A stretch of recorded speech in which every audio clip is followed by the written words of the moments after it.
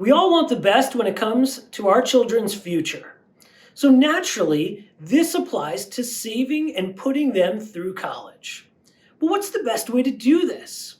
Today, I'll be talking about your best options when it comes to college savings.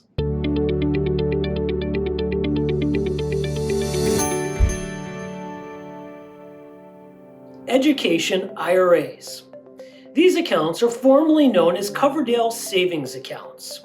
Here, a parent chooses to open up an individual retirement account for their child. It's a tax-advantaged account, so the money that's put in grows tax-advantaged. Now, the goal here is to be saving for educational or higher education expenses. So when you pull the money out, as long as it's for a qualified higher education expense, there's no taxes. Now, there is a difference here with the education IRAs. You're only able to contribute a maximum amount of $2,000. A pro to this is the money is growing tax deferred and you have unlimited investment options when it comes to how you invest the money. Now, a drawback to this type of an account, aside from the low maximum contributions, is you have to choose your beneficiary up front. You choose one child or one individual, and it can never be changed. Any money that's left in this account after paying for all higher education expenses goes directly to that child.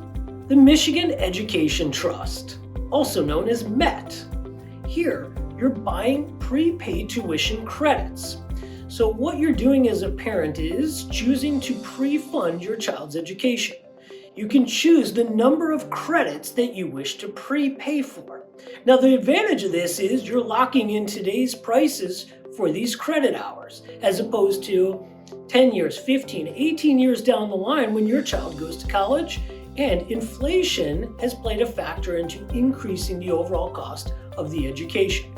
Now, just know you're paying for a set number of credit hours. You can do this in a lump sum or utilize a payment plan where you pay X number of dollars per month as a savings vehicle to cover these educational expenses. Now here, we're only talking about educational credit hours. We're not talking about books or room and board. So you want to also be thinking about those expenses and saving additionally just for those. But this is a great option if you want to lock in today's prices for your child's education. Now, there is a drawback here that goes into you're funding this for an in-state tuition school. If your child decides to go out of state to maybe a different university, you can still pull money out and get your money back, but it will be refunded to you based on the average of an in-state university here in Michigan.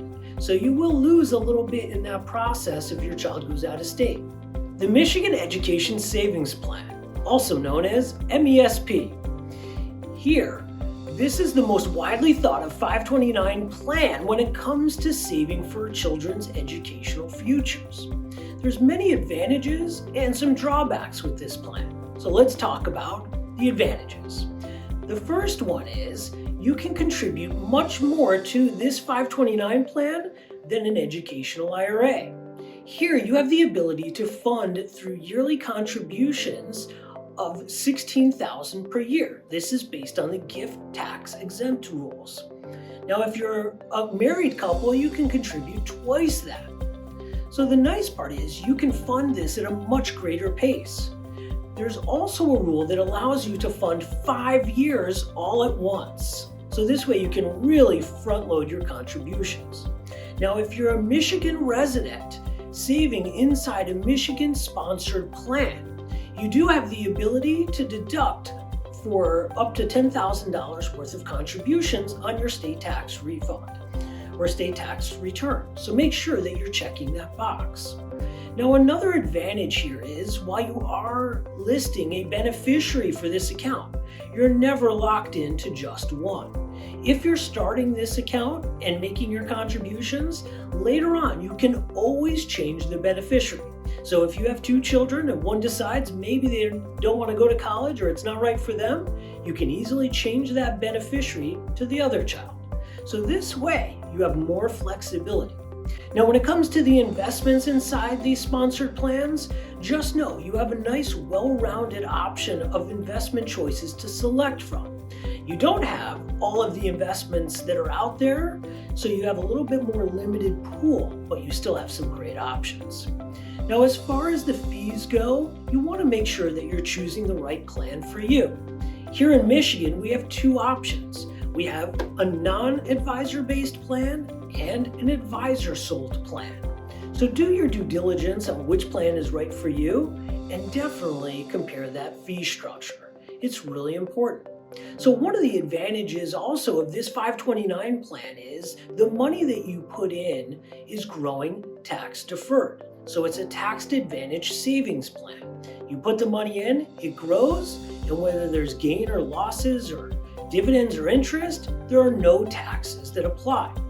When the money is pulled out for higher education expenses, whether that's tuition, room and board, supplies, all of those are tax-free withdrawals. So it's a really amazing savings vehicle for your child's education. Just know, with these 529 plans, you always want to do your planning and talk to a professional.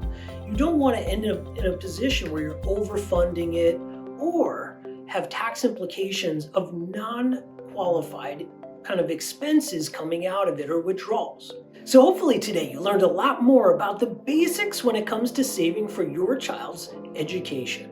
If you find yourself with more questions or not sure which to really even choose, reach out to me. I'm happy to kind of evaluate your situation and talk about what might be right for you.